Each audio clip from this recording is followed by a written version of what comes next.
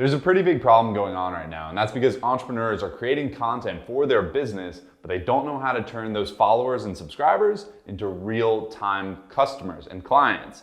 And now, whether you have 600 or 600,000 followers and subscribers, you can actually turn a large portion of those followers into real-time clients if you take the right steps. And so in this video, this is my ultimate advice for entrepreneurs creating content for their business and how we can actually ask those followers to turn into clients. And why should you even listen to me? My name is Maxwell. I'm the founder of a company that helps entrepreneurs scale their brands to new heights. We're working with the biggest names in the game, big celebrities and influencers that you probably follow with millions of followers, hundreds of thousands, all the way down to people who are just starting from scratch. And so in our position, we're able to see what's working and what's not working. And so now we're coming to the table to give you our best strategy. And in this video, like I said, I'm gonna show you how you can best ask your followers and subscribers to turn into real-time clients. Let's get started. In other videos, we've discussed how to shoot a tutorial video. We've discussed how to shoot the best thumbnail for your videos, and even how to gain attention right away in the very first seconds of your video. But in this one, we're gonna be focusing on the end of your video. Because like my father always says, you must always start and end strong, and that could never be more true for your videos. For the end of your videos, we're gonna end in the strongest way possible, covering 3 areas. Number 1 is just summary. Number 2, engagement. And number 3, a call to action. So number 1 is your summary.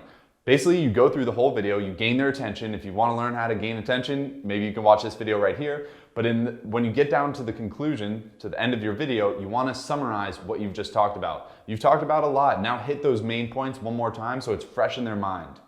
Then we get into the engagement. Of course, you can say, smash this like button, just asking for engagement. It's gonna help the algorithms show that your video is performing well. And then number 3 is a call to action. And what is a call to action? A call to action is basically taking someone from one spot to another spot, whether that's visiting your website, going to another video, or anything of the sort. The call to actions can be very creative, but it's how we use these call to actions that make all the difference. And now here's the thing, we're doing these videos because we may not want to be celebrities and super famous, but we do want more awareness and we do want more revenue for our business. Well, here's how we can best use call to action. And so what we want to do is balance between giving and asking. As Gary Vee always says notoriously, is jab, jab, jab, right hook. Where the jabs are clear and where the right hooks are clear. Basically, he's saying give, give, give, then ask. And so we need to be very cognizant of how we are asking. So are we asking them at the end of the video to call us on a phone call? Are we asking them to sign up for our email newsletter? Are we asking them to go to our website? Are we asking them to download a PDF? Are we asking them to join our Facebook group? All of these make the biggest difference in the world, and there's a way to do them. Some of them, I'm sure you can imagine for yourself, if you're watching a video, if someone asked you to call them, you may not pick up the phone and call them right away. It's just a big ask, and you're taking them from a totally different realm from watching videos into going into a different medium, a phone call. But if you're going into an email, they may do it, but again, you can't just do that on YouTube. You would have to send them to a website and go from there. How about from a website? That's a little bit more intriguing, but what's on that website? Maybe you could elaborate there. A Facebook group, a little bit more intriguing if you can juicing it up and say, hey, you can network with other people, you can learn more, you can get free access to X, Y, and Z. Maybe it's a course that you have or a free product, or maybe it's like training and coaching from you. It's how you do it that makes all the difference. So how can we do it? How can we make it an absolute no-brainer for them to click on our call to action or just take our call to action? Well, what we need to do is focus on 2 areas, either avoid pain or result gain. That is what people are always going for. They either want to avoid a pain or get some type of result. So avoid pain or result gain. And now think about your target audience. What type of pains are they trying to avoid? What type of results are they trying to gain? So maybe you're a realtor and a common pain is people just don't want to search all over the internet for all the options, try to find the best one, etc. Well, what if you had a free PDF that they could download that had current listings up to date in their location?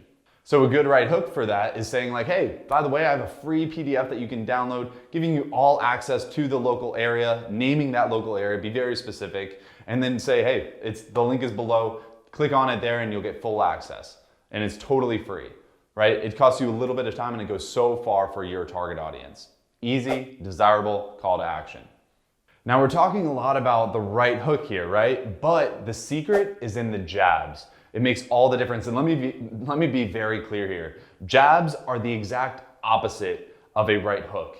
A jab is not asking a big call to action. A jab is much more subtle than that. And that's the thing. People think content, well, we all know that content is a long-term game, but people don't play the cards that way. They know it is. They know that content needs to be a long-term play for their brand, but they take the short actions, just asking, and they even think that their asks are so small that it doesn't even seem like an ask, but the viewer knows it, and that is the biggest difference. If we can come in and just use gentle jabs with a big right hook, then we're golden. But if you come in and thinking that this little jab is, oh, it's just asking them to go to my website, that's not a jab. That is a right hook. A jab is asking for something much, much smaller. So we want to be subtle with our jabs. They won't take action. They won't even go for that right hook without knowing, liking, and trusting you.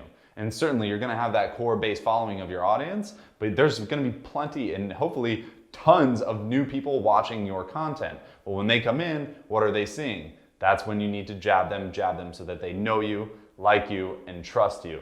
Then you can move to the next step of ultimately bringing in that right hook. A great example of this is Mark Moss. He's a big time YouTuber. He's got hundreds and hundreds of thousands of subscribers, and I just want to show you him as an example.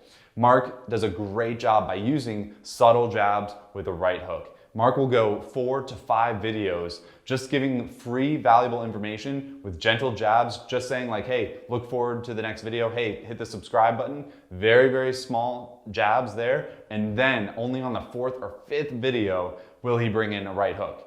His channel has grown to nearly 200,000 subscribers because of his patience and his value. So he's being patient with his videos. He's not asking for big call to action at the end of every video, and he's providing value within them so that people look forward to that next video.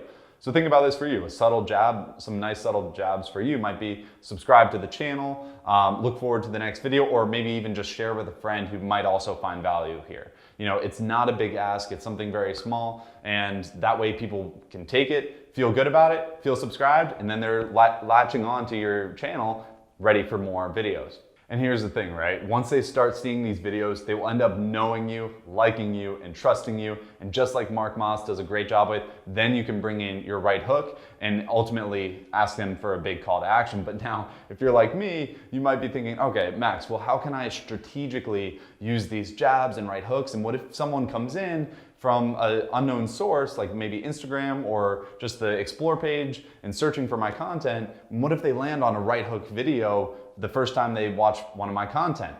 Well, number one, it's not a big deal if they see a right hook video in the beginning because you're providing so much value in your videos, you have their interest. They'll be looking forward to the next one. Now, the second thing to think about is actually when you're shooting your videos, actually batching your content so that you can be like, okay, well, when I'm scripting my videos, I'm gonna script video 1, 2, 3, and 4, and 1, 2, and 3 are gonna have soft jabs, and then number 4 is gonna have the right hook. Then we can use the playlist feature on YouTube and even the series feature on Instagram, so that way when people start to watch those videos, it goes into a sequential order so that they see the jab, they see the second jab in the second video, they see the third jab in the third video, and then they see the big right hook.